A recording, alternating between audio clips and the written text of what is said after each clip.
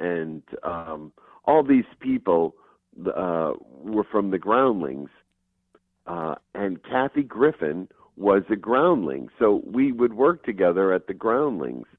And one night she comes up to me and says, "Hey, Steve, guess what?" I said, "What?" She says, I'm going to start doing stand-up." And I went, "Oh, Kathy, no, don't do stand-up. What do you want to be on the..." Because I had been doing it now for years. I said, "No, I don't want to.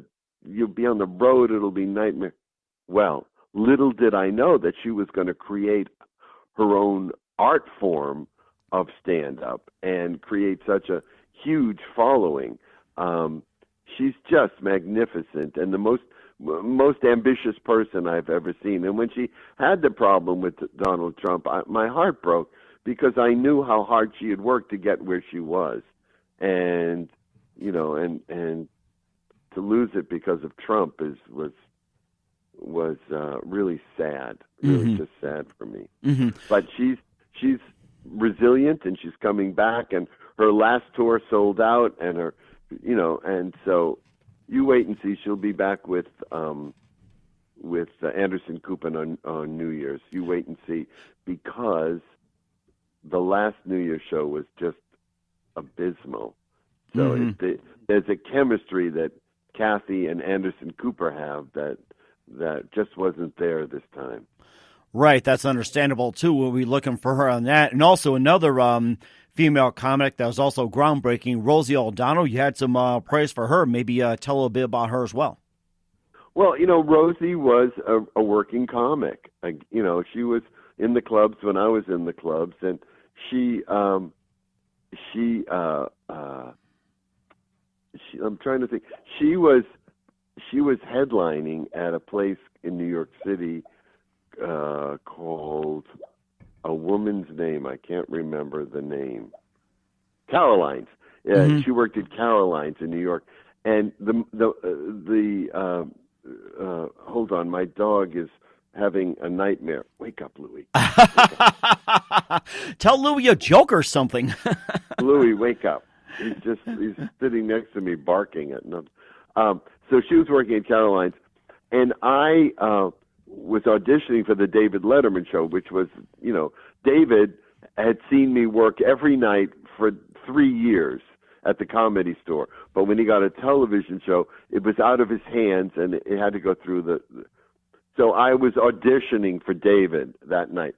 Well, Rosie was the headliner, and I chose, because I wanted to be in New York, I chose to be an opening act, which I usually wouldn't do. I'd usually be the headliner. And Rosie attracted a heavy lesbian crowd, and it was a Tuesday night, so in the audience were 3 lesbians, and that's about it. And they were there to see Rosie, and that's the night that the Letterman show came to see me. And so she was just so wonderfully consoling. You know, she said, "Don't worry about it. They'll see how funny you are, blah, blah, blah." And then when she had her stand-up show, she used me a few times on the show. But again, she's really gone on to great heights, and I'm thrilled. You know, I really am thrilled. That's a very good thing, too. And, of course, lastly, a great comedian and also a really good writer with Laverne and Shirley. She starred in it. She passed away last year. Penny Marshall, I'm sure you had some pretty good memories working with her. And what's it like working with her? Penny was just, what you saw is what you got. And she was a wonderful person. And, you know, Penny Marshall and Carrie Fisher, had birthdays very close together. And so they would have these parties, these birthday parties. But wasn't just a birthday party like you and I have with clam dip and chips. It was 500 people, and the 500 people were the top A-list stars in town, the top A-list directors in town. So you'd go there and you'd see Spielberg and Scorsese and anybody, you know, and everybody in comedy, all the top people, Cindy Williams, Richard Lewis. I mean, everybody was there, and I was taken to the party by Monica Johnson, who was a producer on Laverne and Shirley, and a dear friend of mine for decades, from the Comedy Store years. And the sad part of my life, and I guess it's about getting older, is now Carrie, Penny, and Monica are all gone. Mm-hmm. They all passed away within 3 years of each other, and it's like the end of an era. It's closure. It's sad because there's a part of my life missing that I miss. I loved Monica with all my heart, and I miss hearing that voice. She was certifiably insane. One night I was working at a club somewhere in town, and she said, and she spoke very breathy, "Hi, Steve, I'm going to come to your show tonight." And I went, "Oh, great, Monica." So she said, "Wait for me out front." So I waited for her out front, and she pulled up, and I saw her pull up, and I said, "Okay, you're here." So I went inside to get ready for the show, and I did the show, and it was a great show. And I got off stage, and Monica wasn't there. So I called her the next morning. I said, "What happened?" She said, "Oh, I said I'd come to see you, and I figured that since you saw me come to see you, that was enough."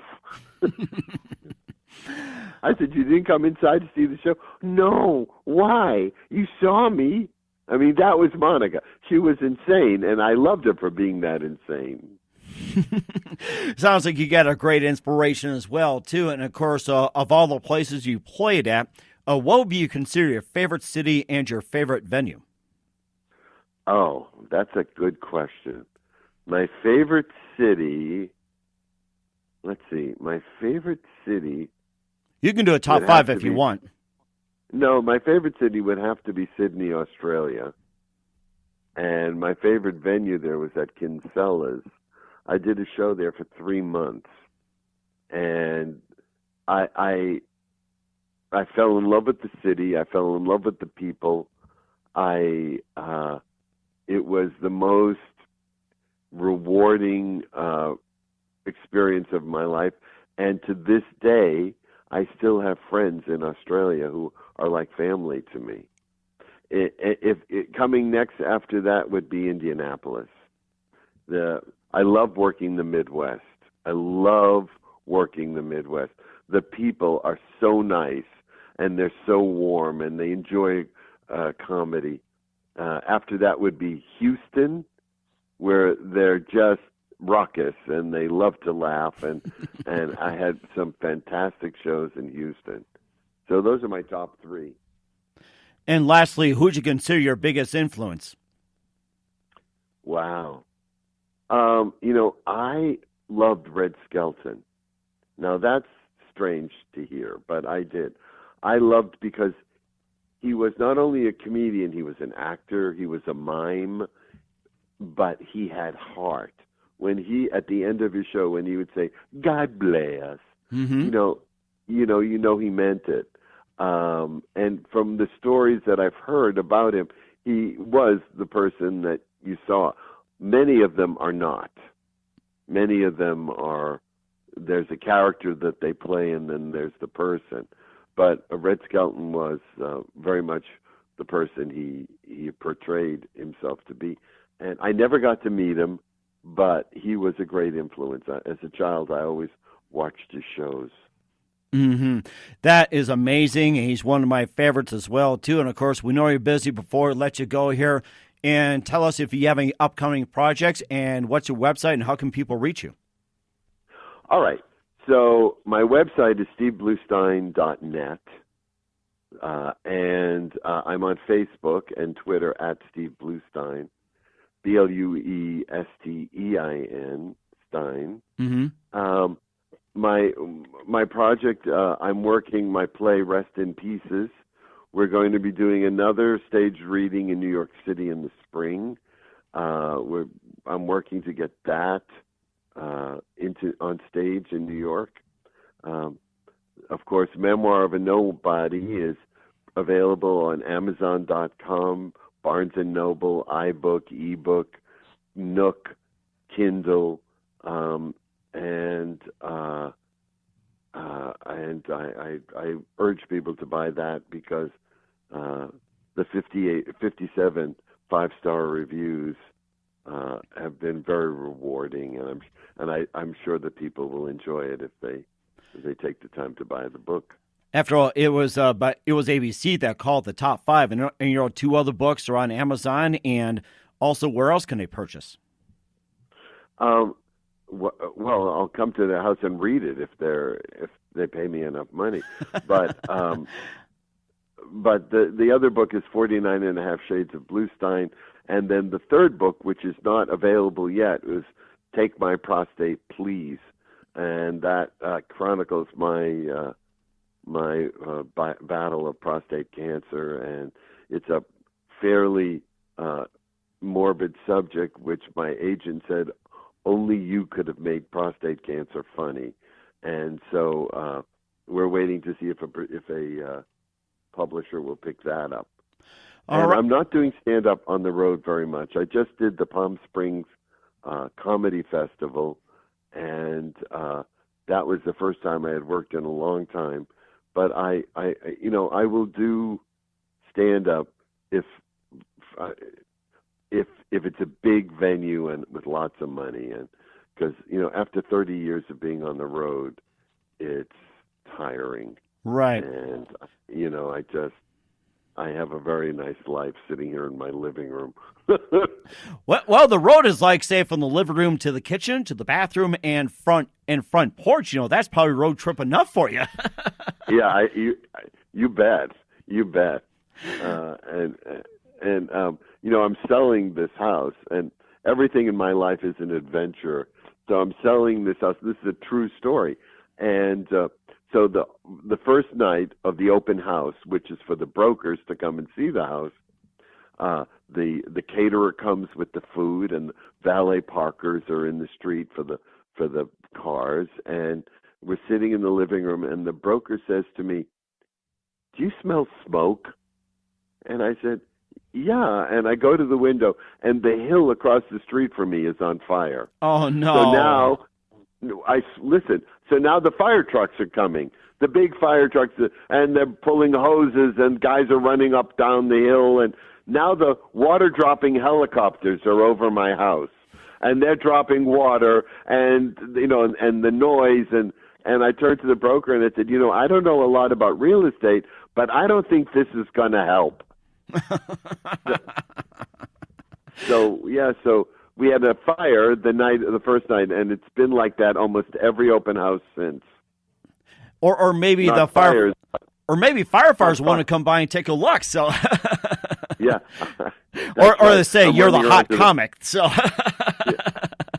all right. Running around to the fire department is going, "Hey, you guys interested in a house?"